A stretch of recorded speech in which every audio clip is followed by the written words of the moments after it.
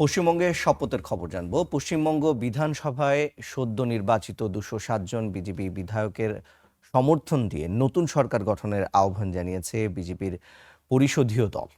শুক্রবার সন্ধ্যায় দলের নবনির্বাচিত পরিষদীয় নেতা এবং রাজ্যের মুখ্যমন্ত্রী পদপ্রার্থী শুভেন্দু অধিকারী নেতৃত্বে বিজেপি প্রতিনিধি দল কলকাতার লোকভবনে রাজ্যপাল আর.এন. রবির সঙ্গে সাক্ষাৎ করে সরকার গঠনের আনুষ্ঠানিক আবেদন জানান। এই প্রতিনিধি দলে উপস্থিত ছিলেন বিজেপির রাজ্য সভাপতি শ্রমিক ভট্টাচার্য, দলের একাধিক সাংসদ এবং শীর্ষস্থানীয় রাজ্য নেতৃবৃন্দ।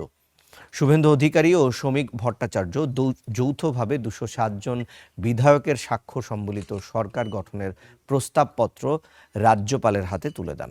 বৃহস্পতিবার সন্ধ্যায় রাজ্যপাল পূর্ববর্তী বিধানসভা ভেঙে দেওয়ার নির্দেশ জারি করেন, যার ফলে স্বয়ংক্রিয়ভাবে মমতা বন্দ্যোপাধ্যায়ের নেতৃত্বাধীন আগের মন্ত্রিসভা বিলুপ্ত হয়ে গেছে।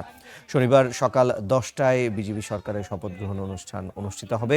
শপথ বাক্য পাঠ করাবেন রাজ্যপাল নিজেই। অনুষ্ঠানে উপস্থিত থাকবেন ভারতের প্রধানমন্ত্রী নরেন্দ্র মোদী, কেন্দ্রীয় স্বরাষ্ট্রমন্ত্রী অমিত শাহ ও বিজেপি শাসিত রাজ্যের মুখ্যমন্ত্রীরাও।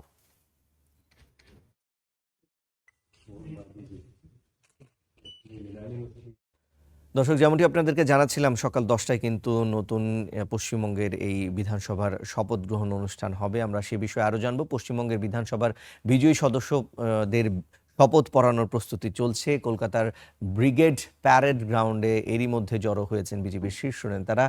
যোগ দেবেন ভারতের প্রধানমন্ত্রী নরেন্দ্র মোদী। শপথ পাঠের মধ্য দিয়ে বিজেপির নেতা শুভেন্দু অধিকারী বসতে যাচ্ছেন মুখ্যমন্ত্রীর চেয়ারে। এই মুহূর্তে আমরা সরাসরি যুক্ত হয়ে আমাদের সহকর্মী সুজিত দুয়ারির মাধ্যমে জানবো তথ্য। সুজিত, শপথের আনুষ্ঠানিকতা শুরু হবে খানিকটা পরে। এখন কারা উপস্থিত আছেন, নিরাপত্তা ব্যবস্থা কেমন দেখছেন?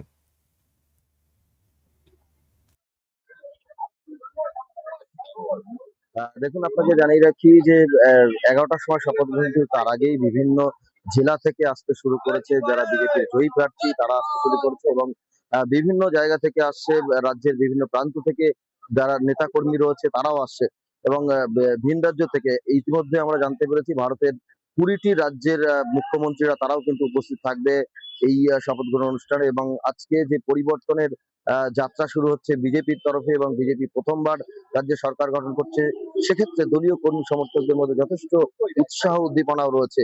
এই মুহূর্তে বিজেপির যারা কর্মী সমর্থক রয়েছে, একটু কথা বলার চেষ্টা করবো। দাদা, কি বলবেন, কতটা উৎসাহ রয়েছে?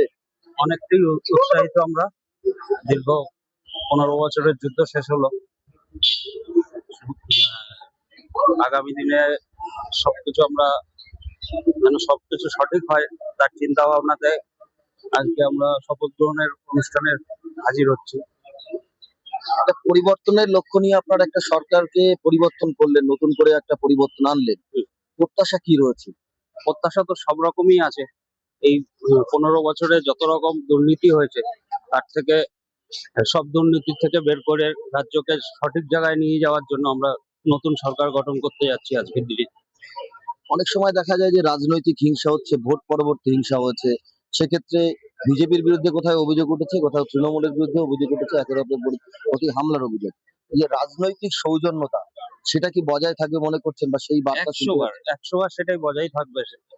বিজেপি সরকার থেকে অবশ্যই সেটা বজায় রাখার জন্যই আপনার পরিবর্তন এসছে। সাধারণ মানুষ সেই জন্যই পরিবর্তন এনেছে এবং বিজেপি সরকার পূর্ণ আস্থা আছে বিজেপি সরকারের প্রতি আমাদের, যে আস্থা সবসময় থাকবে তার প্রতি। যে সাম্প্রদায়িক সম্প্রীতির কথা বলা হয়, সম্প্রীতি কি বজায় থাকবে? অবশ্যই সম্প্রীতি বজায় থাকবে, সম্প্রীতি অবশ্যই বজায় থাকবে। কোথা থেকে এসেছেন আপনারা? আমরা হাবড়া থেকে এসেছি। মানে ট্রেনে করে এসেছেন, এবার ট্রেনে মেট্রো করে করে এসেছি, যাবেন? এবার মেট্রো করে যাবো। দেখুন, শোনাচ্ছিলাম বিজেপির যারা কর্মী সমর্থক বিভিন্ন জেলা থেকে আসছে, তারা একেবারে দমদম থেকে, অনেকে মেট্রো ধরবে, অনেকে শিয়ালদা থেকে সরাসরি পৌঁছে যাবেন প্যারেড ব্রিগেড গ্রাউন্ডে, যেখানে শপথ গ্রহণ অনুষ্ঠান, এবং ১১টা থেকেই শপথ গ্রহণ অনুষ্ঠান চলবে। তার আগে কর্মী সমর্থকদের একটা বিশাল পরিমাণে ভিড় থাকবে এবং কলকাতায় যেখানে আহ, যেখানে এই শপথ গ্রহণ অনুষ্ঠান, তার আশেপাশের রাস্তাও কিন্তু একেবারে যান চলাচল পুরোপুরি নিয়ন্ত্রণে এনেছে কলকাতা ট্রাফিক পুলিশ। সুজিত দুয়ারি, আপনাকে ধন্যবাদ। দর্শক, আমরা কলকাতা থেকে আজকে যে শুভেন্দু অধিকারী যিনি শপথ গ্রহণ করবেন পশ্চিমবঙ্গের মুখ্যমন্ত্রী হিসেবে, সেই শপথ গ্রহণ অনুষ্ঠানের প্রস্তুতি এবং কারা যুক্ত হচ্ছেন, নিরাপত্তা ব্যবস্থা কেমন আছে সে বিষয়ে সরাসরি আমরা জানছিলাম।